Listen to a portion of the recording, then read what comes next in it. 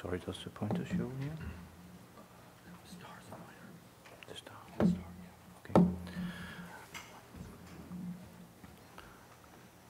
I've been looking forward to meeting you today since I dosed the first patient with daratumumab in 2007.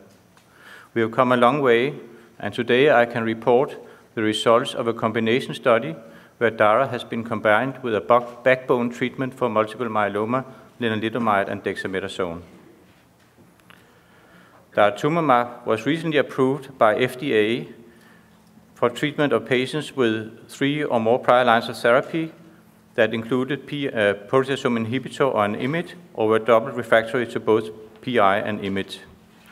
That makes daratumumab the first monoclonal antibody approved for the treatment of myeloma.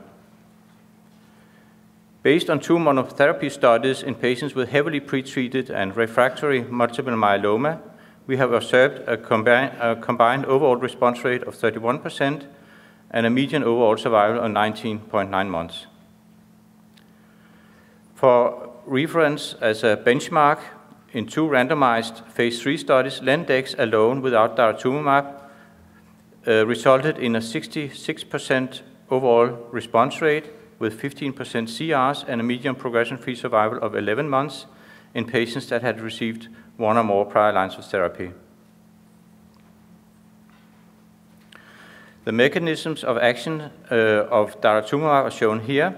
CD38, the target of daratumumab, is highly expressed by myeloma cells.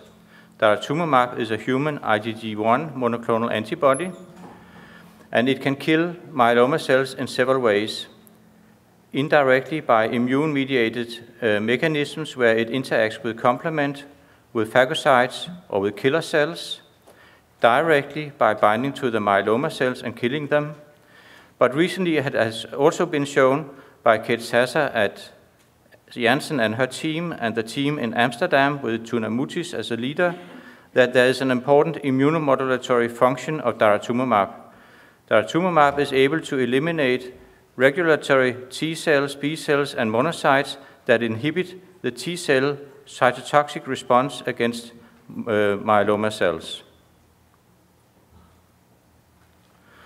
So we have previously reported the results of the phase 1 study with the combination of DARA, LEN, and dexamethasone. So now, today, I'll focus on the part 2. We have treated 32 patients. This is an open-label, single-arm study. Daratumumab was given as IV infusion at a dose of 16 milligrams per kilo in 28-day cycles. Initially, we start by weekly dosing 8 times, dosing every second week for 8 times, and then monthly until progression. Since this was primarily a safety study, this is the focus of the primary focus of the study. So coming to safety, we saw no new safety signals that were identified by the addition of daratumumab to lenalidomide and dexamethasone. Very few patients, only 3 out of 32, discontinued the treatment due to AEs. The most common AEs were neutropenia, cough, diarrhea, and muscle spasms that are side effects we know from treatment with lenalidomide and dexamethasone. 50% of patients experience serious AEs, but only in a few patients it was repeated. Infusion-related reactions occurred in 56% of the patients, usually in the first infusion and very low grade, and easily manageable by pre-medication or by slowing the infusion rate. For this busy slide, you can focus on the bar on the right-hand side because it gives you all the information. We have an overall response rate in this trial of 81% of the patients. In this group of patients, we have 63 patients that achieved a VGPR or better, 34% that achieved a CR, and impressively, we had 25% that achieved a stringent CR. This slide shows that the responses were durable. They occurred rapidly. the median time to first response was 1 month, but with time the responses improved. The median time to best response was 5.1 months.